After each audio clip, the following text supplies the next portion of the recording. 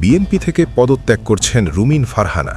ব্রাহ্মণবাড়িয়া ২ আসন থেকে দলীয় মনোনয়ন পাননি বিএনপির কেন্দ্রীয় নির্বাহী কমিটির সহ আন্তর্জাতিক বিষয়ক সম্পাদক ও সাবেক সংসদ সদস্য ব্যারিস্টার রুমিন ফারহানা। তবে তিনি স্বতন্ত্র প্রার্থী হিসেবে নির্বাচনে অংশগ্রহণ করার ঘোষণা দিয়েছেন। এমনকি মনোনয়ন কেনার আগেই পদত্যাগ করবেন বলে তিনি জানান। মঙ্গলবার বিকালে মোবাইল ফোনে বিষয়টি নিশ্চিত করেছেন তিনি। রুমিন ফারহানা বলেন, ব্রাহ্মণবাড়িয়া ২ আসন থেকেই আমি নির্বাচন করব। বিএনপি এত বড় দল, তাদের ভালোমন্দ দেখতে হয়। যেহেতু জমিয়াতে উলামায়ের সঙ্গে তারা জোট করেছে, আসন না দিলে কেমন করে জোট হবে? দল বাধ্য হয়ে তাদের আসন দিয়েছে।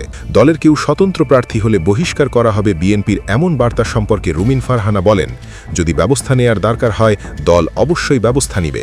আমি তো বাধা দিতে পারবো না, তবে মনোনয়ন কেনার আগেই সম্মানের সঙ্গে দল থেকে পদত্যাগ করব। ব্যারিস্টার রুমিন ফারহানা বন্ধ রাখেননি তার নির্বাচনী প্রচারণা। বিভিন্ন সভা সমাবেশে দলের মনোনয়ন না পেলে স্বতন্ত্র প্রার্থী হওয়ার ইঙ্গিত দিয়েছিলেন তিনি।